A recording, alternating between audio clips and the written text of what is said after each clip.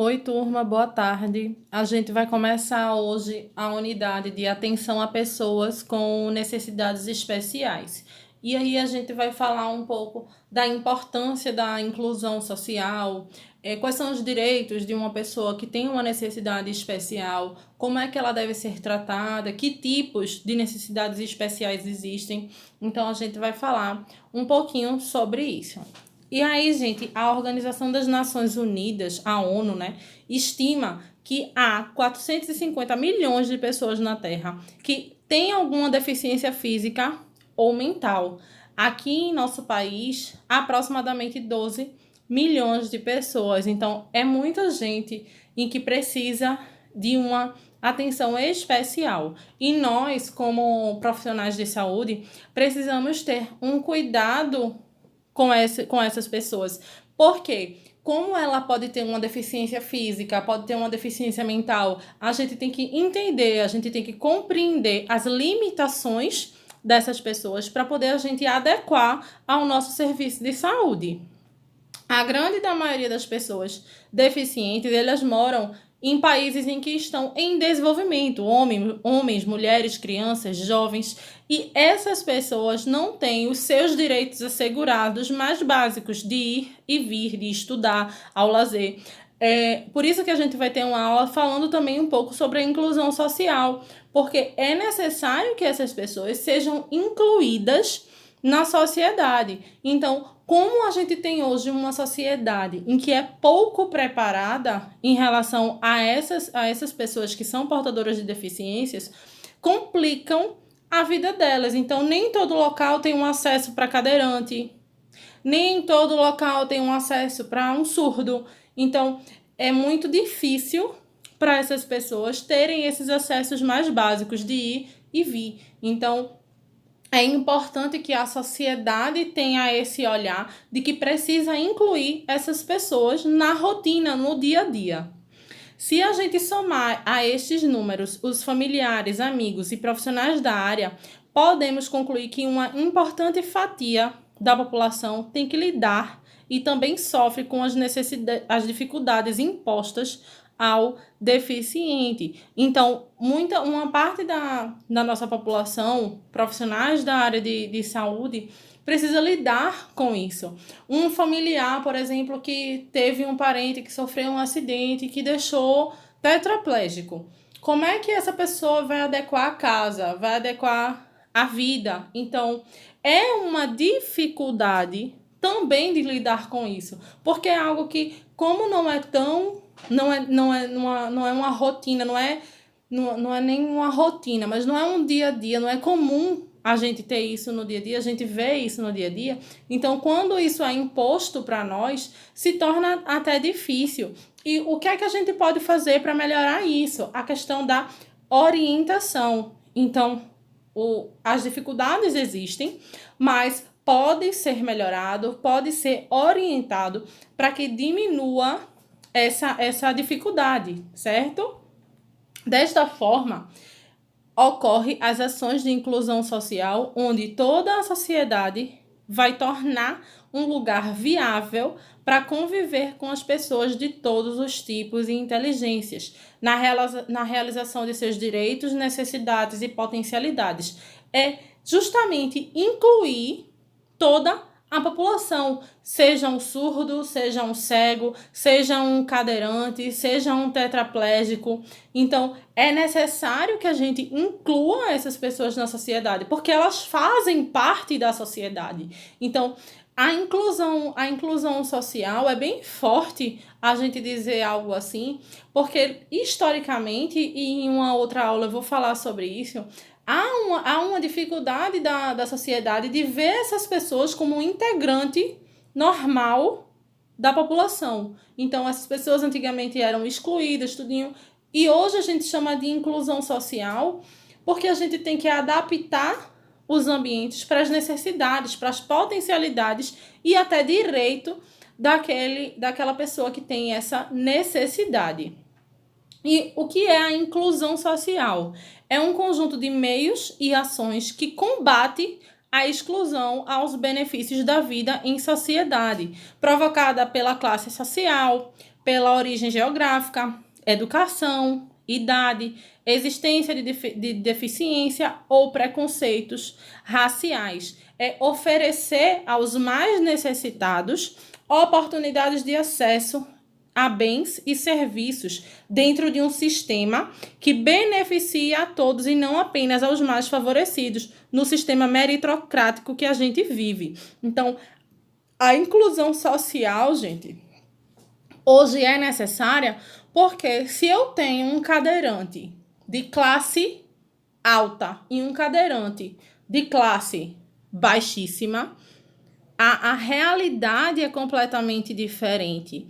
Então, há preconceitos. Então, a questão da dificuldade de acesso a lugares vai ser completamente diferente. Então, um cadeirante de classe média alta, que tem o conforto de um carro, que pode ir e vir, que vão ter pessoas para ajudar, é completamente diferente de um cadeirante em que precisa andar na rua, em que vai pegar ônibus. Não são todos os ônibus que tem aquele elevador para cadeirante. Às vezes, existem motoristas de ônibus que, infelizmente, quando vê que a pessoa é cadeirante, passa direto para não ter que perder tempo. As nossas ruas não são feitas para as pessoas que têm deficiência física. Não são, é realmente complicado. É complicado para uma pessoa que não é cega, por exemplo. Imagine uma pessoa cega, uma pessoa cadeirante, com as ruas cheias de buraco, calçada desnivelada. Então, é realmente complicado para uma pessoa viver dessa forma. Então, a inclusão social é justamente combater essa exclusão de várias formas. Então, oferecer o acesso digno a essa pessoa dentro de uma sociedade. E aí a inclusão social orientou a elaboração de políticas e leis na criação de programas de serviço voltado à necessidade de deficientes nos últimos anos. Consiste em criar mecanismos que vai adaptar o deficiente aos sistemas sociais comuns e, em caso de incapacidade por parte de alguns deles, criar-lhe sistemas especiais que possa participar ou tentar acompanhar o ritmo dos que não têm alguma deficiência específica. Então, porque eu tenho uma criança que é síndrome de Down, ela não vai poder frequentar uma escola? Vai. Talvez ela vai precisar de uma atenção, talvez não, ela vai precisar de uma atenção especial, de uma professora que seja capacitada, que seja especializada para atendê-la, mas que ela pode acompanhar o nível dos outros alunos. Claro que se vai demorar um pouco, se vai ter uma demanda de tempo maior, mas ela não é incapaz, ela tem inteligência, tá? Então, hoje a gente tem síndromes de Down que trabalha, que estuda, que tem uma vida normal. Então, a inclusão social é importante. A gente tem escolas hoje que não aceita todo tipo de criança. Se tiver com necessidade especial, a escola diz que não tem suporte. Poxa, a escola tem que se adequar a todo tipo de pessoa. Então, ela tem que pensar se tiver um cadeirante, uma criança cadeirante. Ela tem que pensar se eu tenho uma criança com uma paralisia, que sofreu uma paralisia, uma síndrome de Down. Então, a inclusão social é justamente isso, é trazer essas pessoas para que elas possam acompanhar o ritmo daquelas pessoas que não têm alguma deficiência específica. Assim, gente, a sociedade vai modificar em suas estruturas e serviços oferecidos e aí mudar o espaço conforme a necessidade de adaptação específica para cada deficiência, a serem capazes de interagir naturalmente na sociedade. Por exemplo, se por acaso eu chego no restaurante, eu sou cega, cheguei no restaurante e peço cardápio, então eu tenho que ter um cardápio em braille. Por quê? Como é que eu vou saber o que é que tem no cardápio, o que é que aquele restaurante pode me oferecer? E eu tenho certeza, gente, que são pouquíssimos ou até raros restaurantes que tenham isso, que tenham essa acessibilidade. Então, a sociedade ela tem que estruturar os serviços para modificar, para dar acesso a essas pessoas. Todavia, esse parâmetro não promove a discriminação e a segregação na sociedade. A pessoa com deficiência passa a ser vista pelo seu potencial, suas habilidades e outras inteligências e aptidões.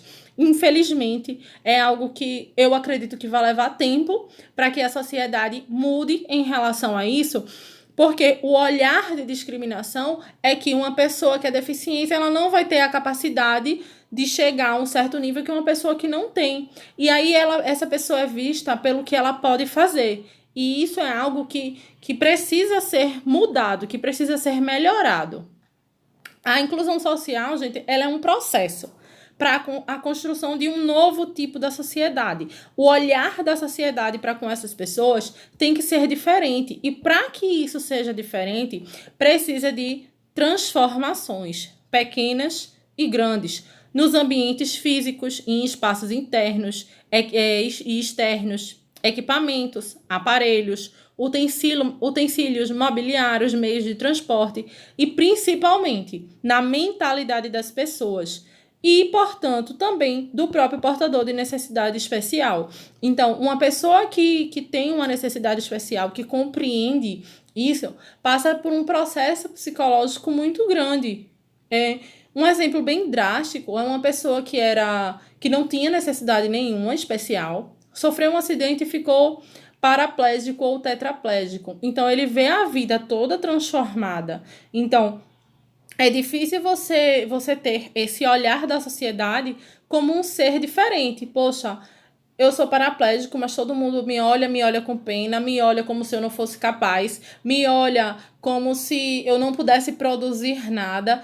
Eu vou em algum lugar e não tenho acesso porque não tenho espaço para uma cadeira de roda. Então, é realmente difícil, tá? E para isso é necessário que a sociedade entenda que essas pessoas também precisam ter acesso às mesmas coisas que as que não têm necessidade especial. O processo de inclusão ele vem sendo aplicado em cada sistema social. Assim, existe a inclusão na educação, no lazer, no transporte. Quando isso acontece, podemos falar em educação inclusiva, lazer inclusivo, transporte inclusivo e assim por diante. Outra forma de referência consiste em dizermos, por exemplo, educação para todos, lazer para todos, transporte para todos. Porque quando eu falo todos, eu estou falando de equidade, eu estou falando de igualdade, eu não estou falando de distinção. Quanto mais sistemas comuns adotarem essa inclusão mais cedo, vai se completar mais fácil essa construção de uma verdadeira sociedade para todos. A sociedade inclusiva. E o ideal é que se chegue a isso. E aí, entre as causas de capacidade em todo mundo estão... Aí a gente vai falar um pouquinho quais são os tipos de causa que pode deixar uma pessoa incapacitada. Acidentes. Acidentes domésticos, totalizando um mínimo de 20 milhões de pessoas por ano, onde deixa em média 110 mil pessoas com deficiências permanentes. Acidentes de trânsito, mais de 10 milhões de feridos por ano, que às vezes pode ocasionar amputação, uma lesão no cérebro, paraplegia, quadriplegia. Doenças incapacitantes ainda são frequentes. Por exemplo, hanseníase, tá? Incapacidade ligada à subnutrição, que é muito comum em países em desenvolvimentos ou subdesenvolvidos, tá? E aí eu trouxe um exemplo que 250 mil crianças por ano se tornam cegas por causa de deficiência crônica de vitaminas. E aí a gente vê o peso aí da desigualdade social. Doenças mentais, segundo a OMS, 1 a cada 10 pessoas sofrerá durante sua vida uma forma de doença mental. E hoje, gente, a gente tem várias, principalmente no nosso século, tá? As pessoas vêm adoecendo muito mentalmente. E outras causas como cegueira, a perda da audição, tá? Paralisia cerebral, epiléticos, incapacitados de guerra, o trágico e crescente resultado de conflitos desse século. Com relação à distribuição do tipo de deficiência, a gente tem deficiência mental 5%, deficiência física 2%, deficiência auditiva 1,5%, deficiência múltipla 1% e deficiência visual 0,5%. Alguns dados só para vocês terem noção da porcentagem mesmo.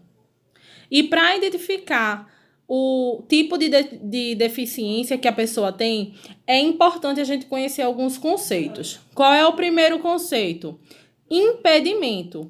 Alguma perda ou anormalidade das funções, ou da estrutura das funções, ou da estrutura anatômica, fisiológica ou psicológica do corpo humano. Então, aquela pessoa, ela perde alguma função do corpo, seja fisiológica ou seja psicológica. Então, gente, o impedimento é justamente isso, essa anormalidade na estrutura do corpo, fisiológica ou psicológica. Incapacidade é uma restrição ou perda de uma habilidade em consequência dos distúrbios do ponto de vista funcional e da atividade do indivíduo.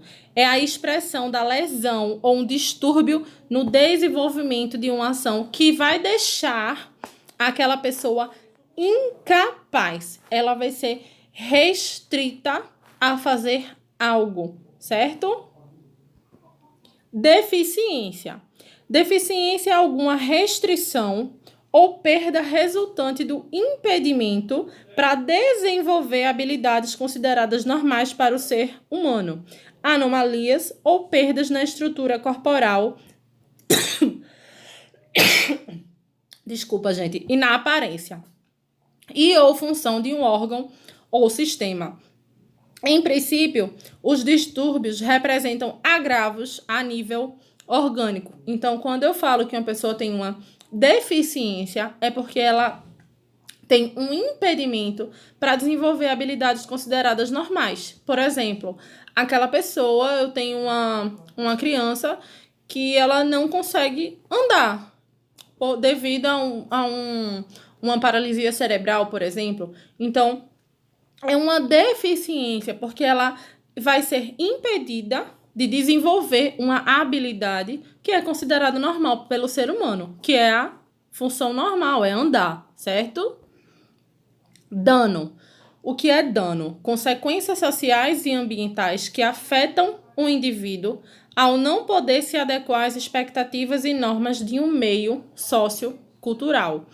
Então, o dano é quando aquele indivíduo ele não se adequa às expectativas e normas de um meio sociocultural. Então, ele sofre um dano. Exemplo de dano: síndrome de Down. É uma patologia onde ele vai ter essa dificuldade, necessidades especiais, consequências sociais e ambientais que afetam o indivíduo ao não poder se adequar às expectativas e normas de um meio sociocultural. Então, eu tenho uma pessoa que tem uma síndrome de Down que vai ter essa dificuldade, porque ela não vai se desenvolver da forma que seria o normal, só assim, o normal para o resto da sociedade. Diminuição da capacidade de aprendizagem e também tem uma alteração do relacionamento social, certo? Então, uma pessoa que tem a síndrome de Down, ela tem também essa alteração do relacionamento. Então, é um exemplo aí de um dano. Para acessibilidade. Acessibilidade, gente, é uma condição básica para a inclusão social das pessoas com deficiência ou que tenham necessidades especiais.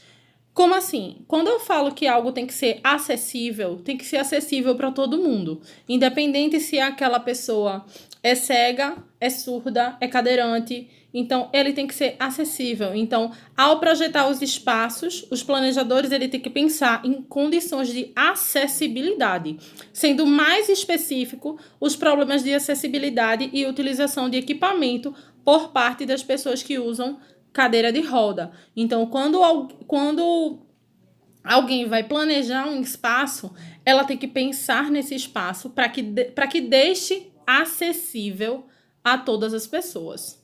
Ao executar ou adaptar um projeto, os construtores não podem deixar de considerar condições antropométricas específicas desses usuários, já que a cadeira de roda impõe limite à movimentação e também ao alcance manual e visual de seus usuários. Então, é necessário projetar um espaço em que uma cadeira de roda entre, uma cadeira de roda passe, consiga se locomover adequadamente.